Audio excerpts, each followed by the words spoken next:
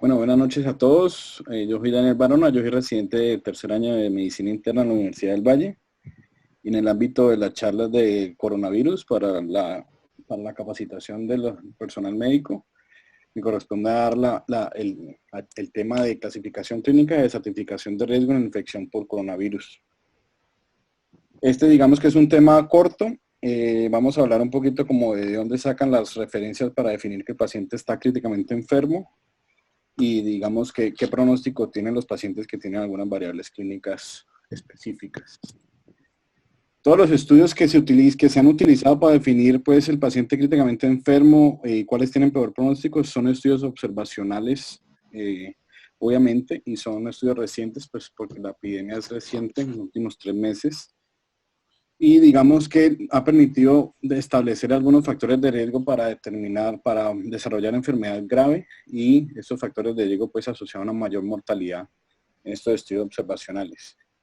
Importante tener en cuenta que el 85% de los pacientes, bajo unos criterios que vamos a definir más tarde, no cursan con infección por coronavirus severa. Solamente el 15% de estos van a cursar con esta infección severa. Y digamos que estos son los que más van a tener riesgo a desarrollar complicaciones. La forma más común pues, es que el paciente se presente como leve o leve moderado. Los casos leves generalmente van a ser o asintomáticos o que tengan síntomas leves como fiebre, fatiga, tos seca, disnea y mialgias.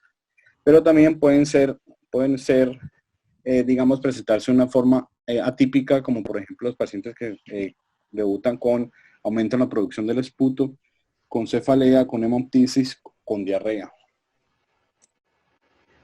Para establecer los elementos de gravedad hay unos criterios clínicos que digamos que en este estudio que sale a principios de febrero del 2020, es un estudio de todos los pacientes que se incluyen en este estudio fueron pues población china, porque en ese momento pues no se había expandido la infección a otros territorios, digamos de forma significativa. Y estos estudios comienzan a determinar que los pacientes graves van a ser los que tengan unas variables específicas y lo definieron como una frecuencia respiratoria mayor a 30 respiraciones por minuto, que tengan una saturación de oxígeno ambiente menor a 93%, que tenga una fracción inspirada de oxígeno que tenga una presión arterial de oxígeno sobre una fracción inspirada de oxígeno, o sea, una PAFI menor a 300, o que el paciente tenga unos infiltrados de más del 50% de las primeras 24 a 48 horas en la radiografía convencional o en TAC.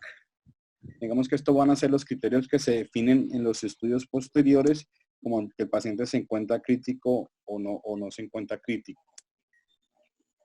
Importante, este es un estudio que sale también a mediados de febrero, donde en este estudio se hizo un análisis pues, de los pacientes infectados en China y a toda la población pues, que en ese momento estaba infectada, y se hizo un análisis pues, para determinar, digamos, las diferentes características demográficas y algunas características clínicas. La mortalidad en estos pacientes era de 2.3%, la mortalidad global en estos pacientes eran 72,000 casos en ese momento. Aquí llama la atención, quiero resaltar que en esta cohorte de pacientes chinos, solamente el 3% eran mayores de 80 años. Eso es importante cuando veremos las estadísticas, después cuando salen los estudios con los italianos, vemos cómo esta población es diferente. Datos a tener en cuenta: no se documentó mortalidad en pacientes que han sido clasificados como leves, o sea que el 85% de los pacientes que se debutan con esta enfermedad y se considera que es leve o leve moderada, ninguno de esos pacientes se logró documentar que pues mortalidad, que el paciente falleciera. Pero importante es que la mortalidad en los pacientes graves fue alrededor del 49%, casi la mitad de los pacientes que se consideran graves van a fallecer. La mortalidad obviamente cambia cuando se hace el análisis de subgrupos, teniendo una mortalidad del 14.8% en los pacientes que son mayores de 80 años y el 8% en los pacientes que son entre 70 y 79 años. En estos estudios preliminares se logró establecer algunas condiciones que podían presentar factor de riesgo para desarrollo de complicaciones y mortalidad, como es el caso de que, como es el caso de la enfermedad cardiovascular en un 10%, la diabetes en un 7.3%, el EPOC en un 6.3%, la hipertensión arterial en un 6% y que el paciente estuviera cursando con una neoplasia en un 5.6%. Posteriormente sale este estudio publicado en marzo, donde comparan las dos poblaciones más afectadas hasta el momento, que es la población de Estados Unidos y de China. Y cuando comparan de Estados Unidos, no, de Italia y de China, y Francesca. Cuando comparan la mortalidad de Italia en general, se ve que es mucho más alto. Aquí quiero rescatar que la mortalidad en los pacientes que son en los grupos etarios, tanto en China como en Italia, que es menor de 70 años, tuvieron una mortalidad similar del 3.5 cuando es 60-69 en los dos grupos y mucho menor y del 1% incluso menor en los diferentes grupos etarios. Entonces la única diferencia que se vio en mortalidad fue en los pacientes mayores de 70 años.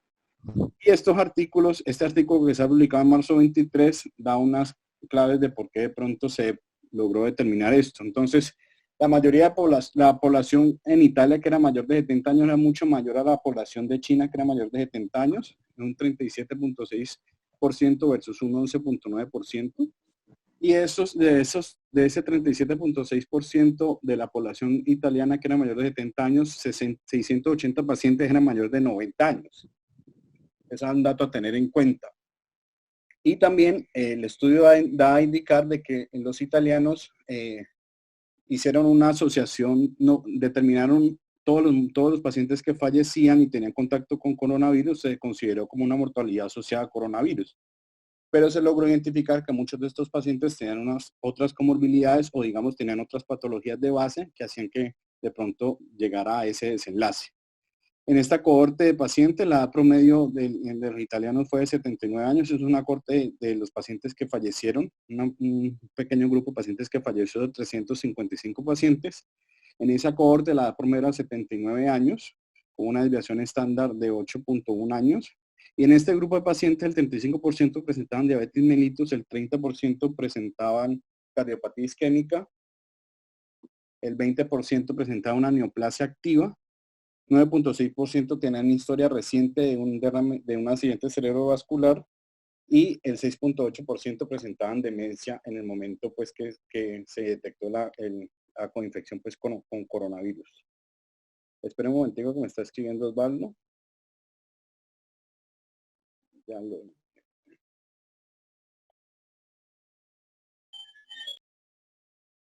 Iniciamos. Para resumir, la población italiana era mucho mayor que la población china y digamos que por eso, digamos, la mortalidad es muy diferente a la mortalidad global en los estudios que se hicieron inicialmente con los chinos. Y esta población mayor tenía mayores factores de riesgo como la presencia de diabetes mellitus, enfermedad cardiopatía isquémica, fibrilación auricular, neoplasias activas, historia de ACV o incluso historia de demencia. Vamos a ver, sigamos. Entonces, los elementos clínicos en los estudios que se han determinado para definir que el paciente tiene, digamos, un estado severo de su enfermedad o, digamos, un estado crítico de su enfermedad va a ser que el paciente se presente a servicio de urgencias con disnea, que tenga una frecuencia respiratoria mayor a 30 respiraciones por minuto, que tenga una saturación de oxígeno ambiente menor a 93%, que tenga una PAFI, una fracción inspirada de oxígeno, una PO sobre una fracción inspirada de oxígeno menor a 300, o que hayan infiltrados pulmonares más del 50% en los estudios radiológicos en las primeras 24 a 48 horas.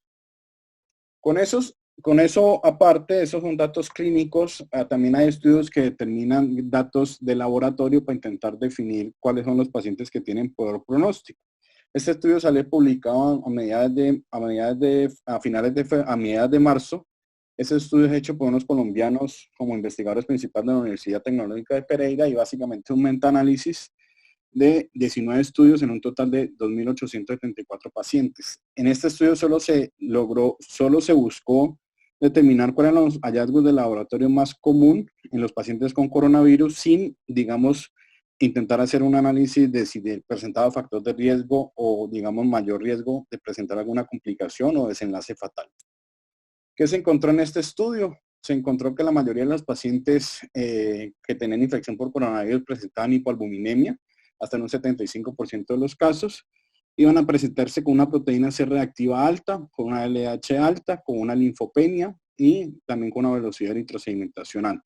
Esto digamos que son hallazgos que se encontraron alrededor del 40 al 70% de los pacientes y que pues hay que tener en cuenta para los pacientes que vamos a trabajar, con los pacientes que vamos a trabajar.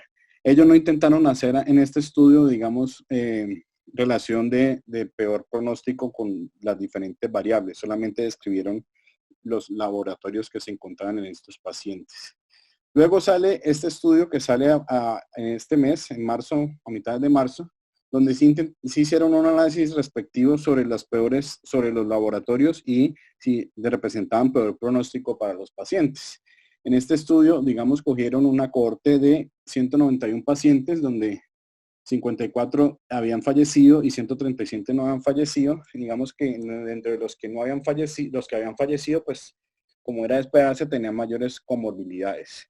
Tenía una edad más alta, una edad promedio de 69 años versus 52 años, y la mayoría también tenían, mayor porcentaje tenía hipertensión, diabetes, enfermedad coronaria, enfermedad pulmonar obstructiva crónica, con diferencias significativas dentro de los dos grupos de sobrevivientes y no sobrevivientes. Pero quizás lo más importante son los hallazgos en laboratorios, digamos, los hallazgos en laboratorio y los hallazgos clínicos. Se encontró para este estudio que a pesar de que la enfermedad pulmonar obstructiva crónica tenía mayor riesgo de presentar desenlace fatal en los pacientes, estos hallazgos no fueron estadísticamente significativos, entonces no se considera pues en este momento en ese estudio como un factor de riesgo. Sí se consideró como un factor de riesgo la presencia de enfermedad coronaria. Vemos que el OR es de 21 veces mayor el riesgo de desenlace fatal versus las personas que no tengan enfermedad coronaria, que es un dato muy alto, al igual que diabetes, que es un OR de 2.8, y hipertensión un OR de 3.05, los tres datos estadísticamente significativos. Aquí es importante mencionar también la toma de la frecuencia respiratoria. Ellos tomaron un valor de referencia de mayor de 24 respiraciones por minuto, que los pacientes que presentaban mayor de 24 respiraciones por minuto tenían un riesgo aumentado hasta 8 veces de presentar desenlaces no satisfactorios. En cuanto a los laboratorios, digamos que tomaron referencia los niveles de creatinina elevados, teniendo en cuenta la creatinina, pues la elevación de la creatinina presentaba un mayor riesgo hasta 4.5 veces.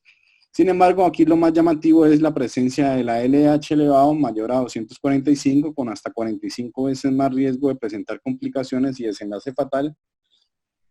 Y la presencia de enzimas cardíacas positivas. Miren cómo los pacientes que presentaban elevación de las enzimas cardíacas tienen hasta 80 veces más riesgo de desarrollar complicaciones fatales. También utilizan, como vamos a ver, el dímero D con un punto de referencia de 1 para determinar, digamos, mayor riesgo de fallecer.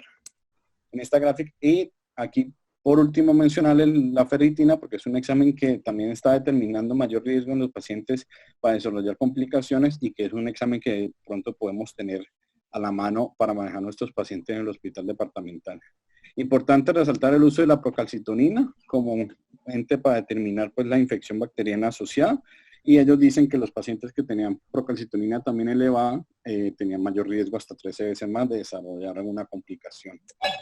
Dentro de los análisis ya por cada variable, es importante mencionar que miren cómo el dímero D se va elevando a partir del 7º día, y los pacientes que no sobrevivían presentaban elevación marcada del dímero D hasta el 40, pues elevación muy marcada del dímero D. Mientras que los pacientes que sí sobrevivieron presentaban unos valores estándares bajos de dímero D. Igual los linfocitos había linfopenia en la mayoría de los pacientes que fallecieron, en comparación a los pacientes que no fallecieron, y que esa linfopenia persistió pues en el tiempo pues que se siguieron los pacientes. La interleuquina 6, un examen que mide inflamación, no lo tenemos pues nosotros disponible, pero digamos que es otro estudio, es otro laboratorio que nos puede predecir mayor mortalidad. Aquí llamativamente la ferritina, vemos como pacientes que fallecieron tenían una ferritina promedio de más de 1000, y que esta ferritina permanecía persistentemente elevada a lo largo pues, de su patología. a su estancia hospitalaria. Importante aquí mencionar la troponina como marcador de injuria miocárdica. Vemos cómo la troponina en los pacientes que fallecían eran mucho más altas, presentaban pues daño miocárdico y digamos esto fue asociado también a mortalidad en esta cohorte de pacientes italianos como ya vimos. Y por último mencionar la LDH, la lacto deshidrogenasa como marcador también de peor pronóstico, viendo cómo las diferencias, cómo los pacientes que sobrevivían tenían mucho menores valores de LDH en comparación a los pacientes que no sobrevivían. Ellos mencionan también que hay una elevación alrededor del séptimo al décimo día que se vio en los dos grupos de pacientes de LDH, pero que los pacientes que sobrevivían tenían luego un descenso de esta LDH, mientras que en los pacientes que no sobrevivieron siempre permaneció, digamos, hacia la alza. Entonces, laboratorios que vamos a tener en cuenta, pues los comunes, un hemograma para determinar si hay linfopenia o no, la creatinina, la PCR, la apocalcitonina, la velocidad de eritrosedimentación y los tiempos de coagulación como unos marcadores, pues digamos, de inflamación y de daño de órgano blanco. Los que determinan peor pronóstico va a ser la ferritina con un valor por encima de 300, pero digamos que el valor que tuvieron los estudios es por encima de 1000, como para determinar peor pronóstico. La LDH, la troponina como marcador de daño miocárdico, del dímero D, que cuando supera la unidad, pues digamos, presenta una mayor mortalidad en nuestros pacientes.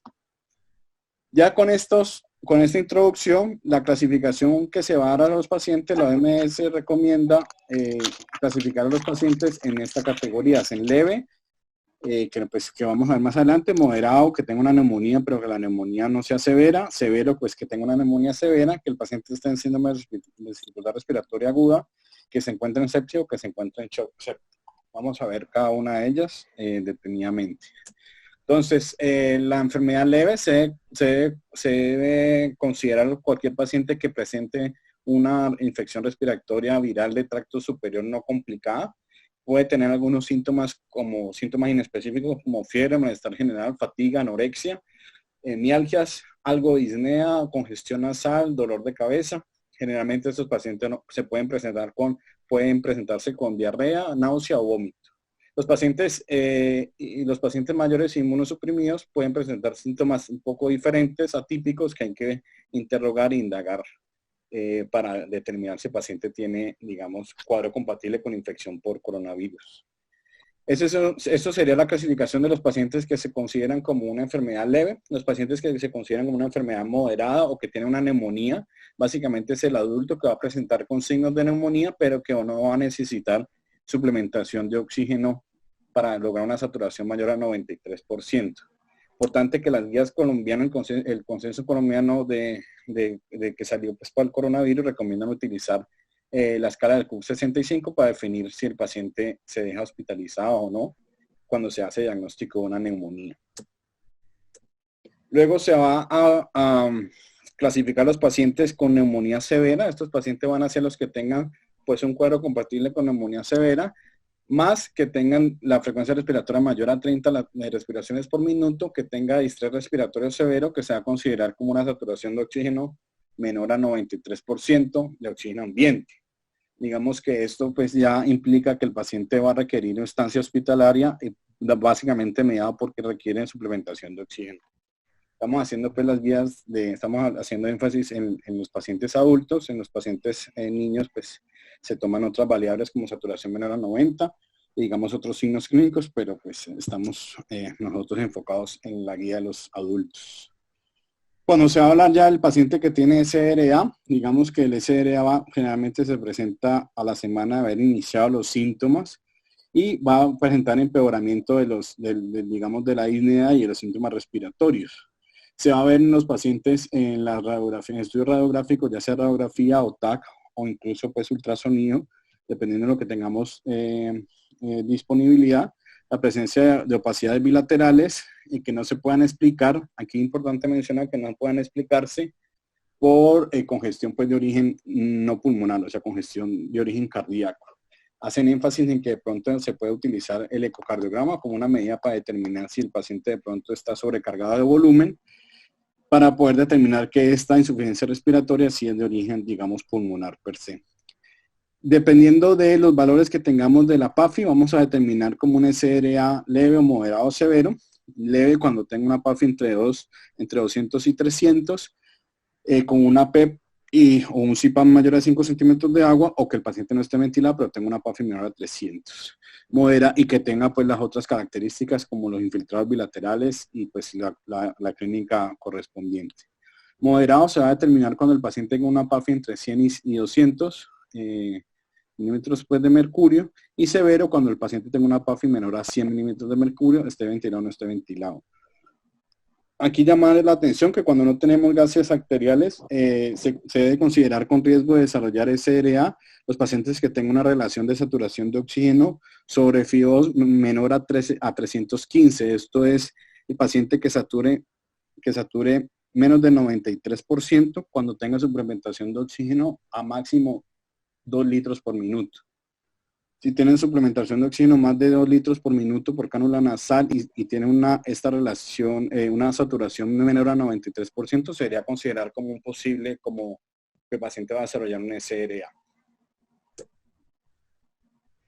Posteriormente se va a clasificar el paciente que tenga sepsis. Básicamente es la definición de que se documente daño a órgano blanco, pues en respuesta a esta alteración pues infecciosa que está cursando el paciente, con presencia pues de alteración del estado mental, saturación de oxígeno baja, disminución del gasto urinario, alteración a nivel pues cardíaca, digamos que los laboratorios básicos que hemos estado acostumbrados. La guía colombiana va a recomendar considerar sepsis cuando haya un cambio de SOFA mayor a 2 puntos en 24 horas, o incluso recomiendan utilizar el SOFA, que es la presencia de hipotensión, frecuencia respiratoria y Glasgow alterados. Cada uno le va a dar un punto y si tiene 2 puntos, pues debería considerarse como sepsis. Y shock séptico, como ya definimos, no cambia la definición, pacientes que no respondan al manejo con fluidos, que requieran vasoprestor para mantener medidas de presión arterial media mayor de 65 y que tengan un lactato sérico elevado, mayor a 2 milimoles. ¿Cuáles van a ser los pacientes que van a desarrollar complicaciones? Digamos que lo que se ha establecido es que la mayoría de los pacientes que desarrollan complicaciones, ya sea porque lleguen a SRA o porque van a presentar mortalidad, pues básicamente son los pacientes que tengan shock séptico, que tengan distrés respiratorio agudo o que presenten, digamos, injuria renal aguda, rhabdomiolisis en algunos porcentajes y, digamos, coagulación intravascular diseminada que se logró ver en algunos pacientes.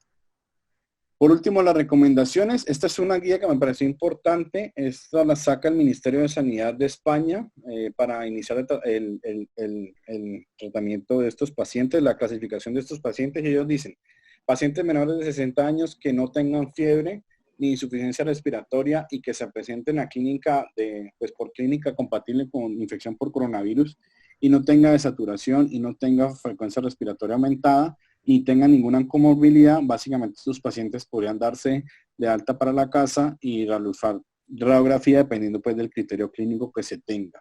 Que como recordemos, esto va a ser la mayoría de los pacientes. Estos son pacientes menores de 60 años que no tengan fiebre. Los pacientes menores de 60 años que tampoco tengan comorbilidades, pero sí tengan fiebre, los españoles, pero tampoco tengan alteración en la saturación o la frecuencia respiratoria, los españoles recomiendan hacer una radiografía de tórax para determinar o no si tienen neumonía y, digamos, si se logra determinar neumonía, intentar realizar estudios para búsqueda de que la neumonía sea complicada o no complicada. ¿Qué exámenes recomiendan ellos? Hemograma, tiempos de coagulación, dímero D y bioquímica básica como PCR, LH y transaminasas. Eso es para pacientes menores de 60 años que se documenta una neumonía por radiografía y que vamos a ver si es una neumonía grave o es una neumonía no grave. Se consideraría como un paciente moderado en su escala de severidad.